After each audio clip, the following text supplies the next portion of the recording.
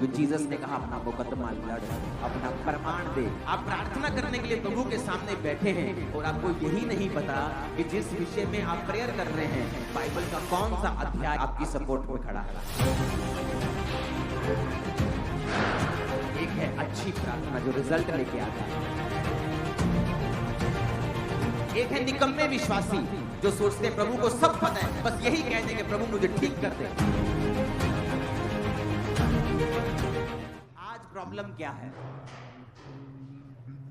आप अपना बुरा केस जिसमें आपने गुनाह किए हैं, पाप किए हैं, एक अच्छे वकील को दे दो, हो सकता है वो आपको निर्दोष साबित कर दे। आप गुनहगार नहीं हैं, आपका वकील निकम्मा है, हो सकता है आप कोर्ट में गुनहगार साबित हो जाए। जाके देख लो जेलों में कितने लोग हैं जो इनोसेंट बंद हैं, जिनके कोई गुनाह नहीं किए। आत्मा में आप कैसे हैं?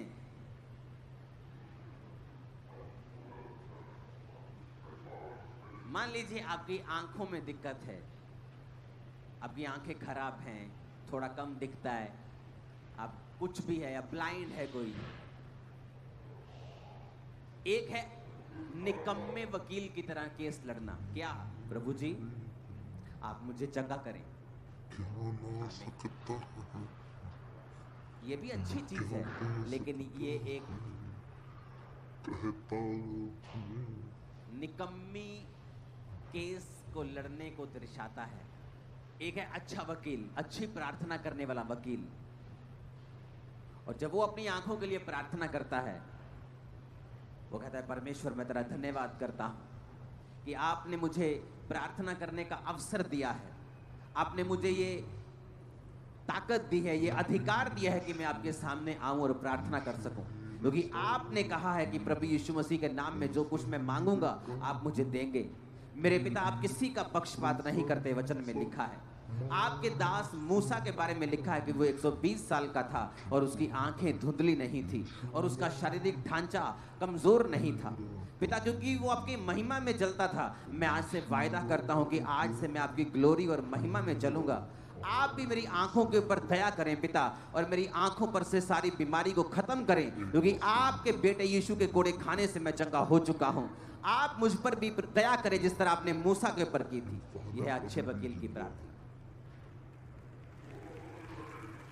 दोनों प्रार्थनाएं हैं, एक है निकम्मी प्रार्थना, एक है अच्छी प्रार्थना जो रिजल्ट लेके आती है। एक है निकम्मे विश्वासी जो सोचते हैं प्रभु को सब पता है, प्रभु को सब जानता है, बस यही कह देंगे प्रभु मुझे ठीक कर दे। और एक है अच्छे विश्वासी। एक वकील 25 लाख रुपए लेता है एक बार खड़े होने के, और एक वकील 5,000 में भी मान जाता है। जो 25 लाख वाला है उसने अपनी वैल्यू को बनाया है, उसके केसेस को उसने जीता है। आज मैं वकीलों की बात नहीं कर रहा हूं, आप मेरी बात समझ रहे हैं, मैं आत्मिक वकीलों की बात कर रहा हूं, क्योंकि हम आत्मिक वकील हैं।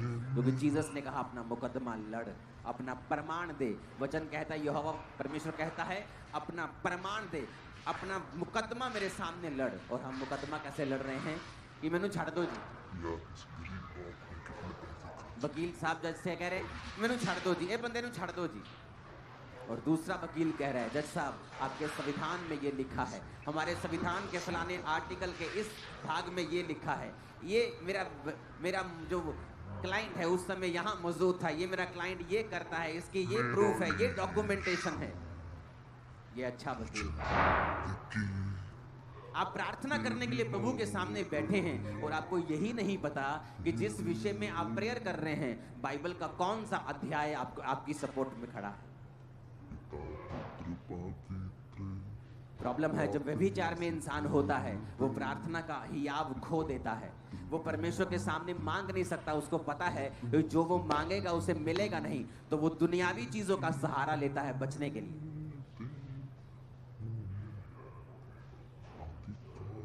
क्योंकि वचन कहता है यूहन्ना की पत्री में है कि जब तुम्हें ये हियाव होता है कि तुम परमेश्वर के साथ सही हो और तुमने सही जीवन जिया है, फिर तुम जो कुछ परमेश्वर से मांगते हो परमेश्वर तुम्हें देता है। अदरवाइज उस चीज को मांगने से पहले जो आपको चाहिए, आप मोस्टली यही प्रार्थना कर रहे होंगे कि प्रभु मुझे माफ कर, मुझे माफ कर। अगर आप एक अच्छे और सिंसियर क्रिश्चियन हैं, आप पहले माफी से होकर गुजरेंगे, और जब आपको मालूम हो जाएगा कि आप माफ हो चुके हैं और आपने वो पाप छोड़ दिया है, फिर आप अपनी प्रार्थना रिक्वेस्ट को परमेश्वर के सामने रखते हैं, क्योंकि हम एक अच्छे वकील हैं, निकम्मे नहीं।